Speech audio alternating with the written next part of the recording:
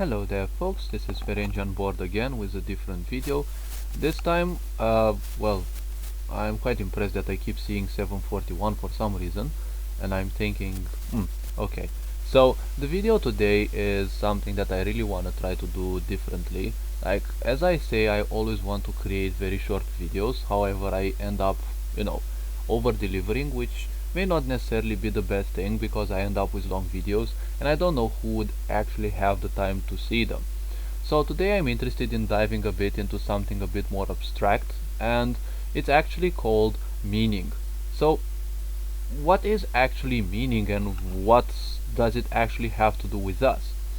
So meaning as a term is a, verbal construct. It is a mental construct like literally any other word, and it can be used as either a verb or a noun. That I'm sure we can know, meaning that it has a meaning, right? So in terms of higher aspects, a meaning is something peculiar to our human mind. The human mind functions based on more of a third dimension vibration, which requires that everything must be classified. And since we require communication to, as I say, at least try to make ourselves understood, because you see, when we have created a language, the language was based on a set of principles, right? Some founding principles that everyone would follow so that they end up with the same thing. Now surely languages around the world were based on this, but if we speak about a tribe, when they created a language, they had to create something like pronunciation, and that's how they created, let's say, the alphabet, and then they had to create words. And when they created words, magical things started to happen. And I didn't say magical for nothing. Now there is a little problem with the idea of meaning in a way, because it is a kind of a limitation. Now, the first thing that we all learn in school is that, one of the first things is that we have to write, right? And we have to pronounce words, and most likely we will learn more words. So basically what we do is we learn to spell. Now, this spell is basically not said so for nothing, because you see, the point is that you learn to spell because basically each word is kind of a spell. Now, meaning is a bit restrictive in a way, but it also is constructive, because when you say something, you basically create a thought. When you say failure, when you say success, when you say different things, and let's exclude the pendulum effect for now, because I'm gonna end up with a long video again. So everything that you create will also remain, let's say, pinned to history and location in that place the more you think of it. And apart from that, it's like creating a very small thought in your mind, which becomes kind of a repetitive process. Every word that you create is basically, let's say, a loop, something that repeats within your mind and or your subconscious mind, and it creates its own vibration. That vibration, the more it stabilizes, it, let's say, makes more meaning to you. So let's say, like, every people around the world, meaning nation of today, every tribe, let's say, they created their letters, right? Their writing and their words. And Asians, they created their own writing, which is much more complicated. Now the point is with this that it is kind of fixed. But even nowadays, if you think of it, everything matters on based on own perception. So you can say a word, but people might not necessarily perceive it the same way as you perceive it, because every person gives words a different meaning. Now, if you say, for example, about thief, everyone will understand the meaning, like someone who steals stuff from others, But the real meaning of that is, you see, someone who has been doing this, but also legally and socially speaking, who has been proven to do that, But unfortunately, many people give it the shorter meaning, that of someone stealing things. And it is because of this primitivism of thinking that, someone can be accused of being a thief, and people being so simple and at many times unfortunately dumb, they will most likely react to that, and probably, if they even do that, afterwards they'd think, if they'd even think about this anymore, that hey, wait, you know what if that person was not necessarily a thief, right? And we kind of see this idea in real life, like, people do you bad things and then they kind of apologize, right? Because the meaning they have of certain things is another one, and well, they overreact to it, and then probably they might realize that, hey, reality is not like that. And you see, it's like when people overreact to something, they commit a murder, and afterwards they are like, maybe I shouldn't have done this, and they suffer for the whole part of their existence. But the idea of meaning is, assigning, let's say, a mental and emotional value to something. Well, I'm actually glad and thankful that I got this definition, because I couldn't find one up till now. So you assign a mental and emotional definition or value to a certain thing. Now, if you start to meditate and you start diving into things, if you look at a tree, the question is, can you actually see that tree without actually calling it a tree? Because the point is, through meaning you kind of minimalize things, because when you create a meaning for something, you'll focus on that instead of the object itself. So when you focus on a tree, most likely subconsciously you're programming yourself to focus on the meaning of that tree instead of the tree itself. So to give you an example, I haven't spoken about the previous thing for nothing apparently, because I consider myself a blind creator. When I create and when I give ideas to people, usually it comes from different sources that I know I'm connected to. So while consciously I might not have much idea of what comes afterwards, all I can say is that for some reason it has a magical way of actually interconnecting. So when I spoke about thief, it also matters on, and mainly it will matter on, the idea of perception. And why is this? Because through perception people build their own realities, and people build their own realities through meaning, because what they perceive of a certain thing, they will give it a certain meaning. For example, if you have been born in an area, let's say that it is low vibrational in a way, there are a lot of burglaries, there is a lot of criminality around. The point is, if someone speaks to you about thief, it will depend on how many times, and actually more importantly, how much you have been affected by the such in your life. Because if you have been pickpocketed a lot of times, you will attribute a value, a bigger meaning to thieves, and it will actually become more imperative to you to be protective of your pockets, and therefore the meaning of a thief will be more of a an emergency, a state in which you have to be more vigilant, right? Now, opposed to someone who's been probably living in your same area, but for some reason they weren't as much affected, the thief for them won't be that important, because they haven't been dealing with the such. So the same word will be more or less important to other people. Now you can attribute this to greater word structures, like phrases or sentences, because they also have different meanings. Now it gets even more advanced when it comes to poetries, right? When you read a certain poem, the point is, everyone will understand different things. Of course it will be somewhere around, but it also depends on how literate everyone is, and also it will mainly depend on their background. Why so?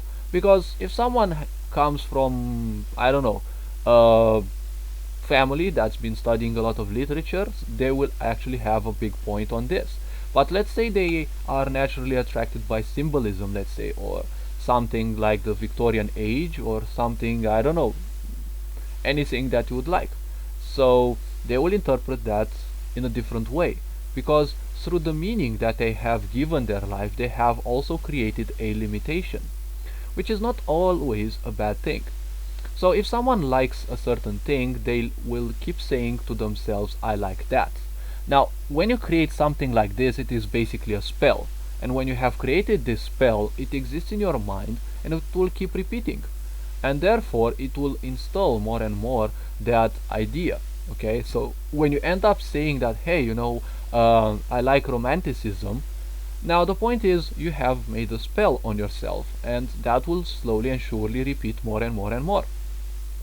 So what it may result, not necessarily will result, is the fact that you will consider that you actually like romanticism and everything else is less and less important, because the mind functions on multiple levels, and when you create something, when you say something, the mind will always seek proof of that. It will always work. It always will work like this. For example, when you are taught that, when you are young, you are abused a lot, and people will tell you that you suck, most likely your family, school, also, some of your friends, and at an early age, until 6, 7, 8 years, the child's brain functions at a vibration that, attracts and allows everything in. It doesn't have anything to defend itself from. So basically all that programming will remain as a very powerful spell that will influence you, and this has been proven from and has been spoken about ever since last century. I think even in the 20th and 19th century actually it was kind of spoken about, but most likely not at such great levels. Now when you have so many things on you, the point is these are all kind of spells, and they have a meaning, and that meaning you keep propagating because you keep accepting them. Now removing these meanings from you is kind of tricky, and requires severe changes in your functioning. And the reason why these function is because you give them meaning. Now how would you give them meaning? That's the question, right? So the way you give them meaning is that, well, you let them repeat within yourself, and the way they repeat is that the function of the mind is to give you proof of that thing. So it will actually shift your focus towards whatever the spell implies. So the spell says you suck, and the point is your mind has a few specialized neurons. Actually there are a lot, but compared to others there are quite a few, and these neurons will focus on detecting anything that the spells dictate. Okay, so for you, when someone says you suck, most likely if you have felt down, it means that you have accepted that meaning, and you also gave it that you suck, okay, or whatever downing thing, you gave it a mental and emotional meaning, because it pulls you down, and every time it triggers, it pulls you down, and it makes you feel bad as a result. Okay, so this spell will keep repeating, and therefore it also acts as a brake when it comes to your improving your own vibration. You want to feel good, you want to feel bad, depends how you want to do things. You want to feel good because that's natural, but all these spells keep repeating, so they will prevent you from doing that. So when you say that you suck, unfortunately you will also attract it as a spell, and you'll start replicating it, first of all unconsciously. Probably you'll become slightly conscious of this, but these spells usually are more like subconscious. But they do point themselves out through the way you feel, because feelings are a very important thing, and, well, the way you also react. So to no longer delay things, when you say that you feel bad, unfortunately you will start focusing on actually being bad, okay, like doing bad things, doing things badly, let's call it like this. How? Because when people keep telling you that you suck for apparently no reason, there is a simple point. You will start replicating this, and whenever you do something, you will actually focus on that instead. You may have created the best poem ever in your life, or you may have created something like the best drawing ever, but there will be that little detail that for some reason this spell will tell you that it is not good. Like, for example, you've done the best drawing ever, but a line you don't like, and because of that stupid line you suck. Okay, so I've actually seen such people on the digital drawing group that I am on Facebook, and they have such beautiful drawings, digital ones as well, and they're like, oh, but I didn't draw that eye accordingly. It's like, who the fuck actually cares? Okay, like you've created something that most likely others won't even dream about, and you know, it's like you're not feeling fulfilled because of a stupid line. Okay, now how silly can that actually be, right? So the point is, pay great attention what meaning you are giving to literally everything. Okay, in order to revert a certain spell, now this reversal is something that can also happen naturally, because spells, like literally everything, they also dispel. Okay, everything that is created usually fades. That is the reason why consciously you will kind of forget certain things. Like when you create things, when you do things as a child and you really really love them, okay, you feel very joyous because you're experiencing life in the right way. Now these things are also spells, because they will keep repeating in yourself, and they will keep making you feeling great. Now the point is, everything dissipates. So the point is, when you start school and you know you begin being zombified by society, those things will keep fading, and unfortunately, you know, you won't be thinking too much of those, because you won't be having too much time anyways, and you will have to face literal punishment of, you know, school and parents now, and also your classmates probably. And you see, with all of these, the positivity you've been thinking of will most likely fade. Now, nothing fades entirely, okay, because it needs, even if you've thought of that once, it might need more than a lifetime to actually fully fade. That is why things, if you go through house, you'll have different ideas, is because you are very sensitive and you're actually picking up on ideas that you have thought of before in your existence, or other people around you have thought of in their existence. Okay, as I said in my previous video, everything that you create also acts as a shockwave. So when you think of something, when you keep thinking of something, you're actually sending shockwaves of that, and people around you will empathically perceive that. That is how you actually understand that someone has, you know, a lower self-esteem about them, because if they keep having that spell that says I suck, I suck, I suck, the point is that you will actually perceive it, and most likely through empathy you will also feel similar. So the point is, if you are more, you know, independent and you have a greater awareness of yourself, when you step into a room, you'll most likely feel which people have a lower self-esteem. You don't need to necessarily see their faces.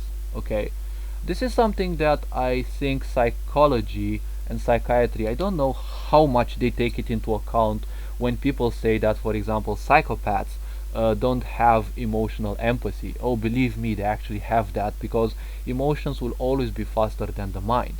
Okay, now they end up being a lot more cerebral. Yes, they will, you know, they will actually think more than actually feel, but they also feel as much as you. It's just that they are less aware of their emotions. Okay, so what this means is that they will place less meaning on their emotional side, because psychopathy in the end is nothing else but delayed emotional response. That's how it's actually called in psychiatry, and I would actually be looking forward to creating a short video on that as well, and hopefully it stays short. Now about meaning, I think I've kind of covered like literally anything. So it's basically a principle of the mind through which you classify everything. It is also a sense of control, because once you classify everything, you have a feeling of control. But do not forget that that control is actually a spell that you're placing on yourself. Why this is a bad thing? Well, because when you create meaning towards something, it's kind of a form of death. Now why I'm saying this? Because when you give a meaning to something, you encase it in, let's say, a barrier, okay? And that barrier is actually a death for that object, because you're no longer seeing it as the immense possibilities, okay? You're just closing it into one thing. That's basically become one thing. It's like out of the infinity of possibilities, you're picking only one, okay? That's how life actually exists. There are billions of improbabilities at each and every fracture of a second in your life, and you actually pick one through your actions. That is why in history only one single action out of the possibilities will remain. But you know, history just happens. You cannot predict that. If you do things or you don't do things, that's a choice. But if you don't do something, it's still doing something because you have done not doing something. I hope I hope that makes sense, okay? But it's always a choice of doing. If you choose to do something, you do it. If you choose to not do something, you still do that, okay? And again, it has to do with meaning, because other languages might have a different way of shaping this idea. So again, people will perceive it differently. Now, when you create these words, okay, like ever since I was young, I had an aversion towards concepts, and I still have it, okay? I don't like concepts because they are limiting to my existence, and I prefer limiting myself to words only when I try to make myself understood, as I've been saying ever since I was young.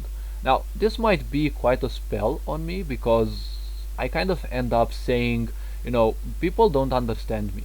But the question is, well, is the problem me specifically, or is it because I'm trying to explain, more intricate things to people who just don't care, or who don't have my level of awareness, which is also something okay.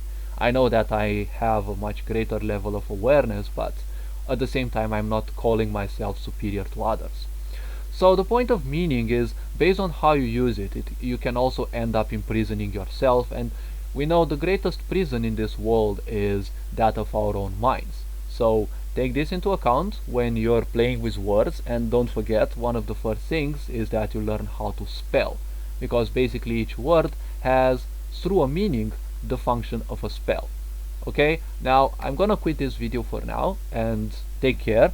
Well, become more and more introspective. Hopefully you like the type of content that I'm creating. Feel free to share it with your friends and loved ones and whoever, because I'd be more interested in people getting to hear about my points than, actually getting subscribers and likes.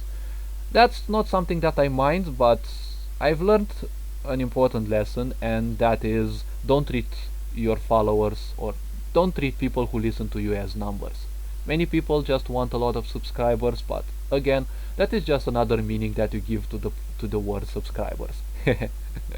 Okay, have an awesome day. Ferenc on board, signing out.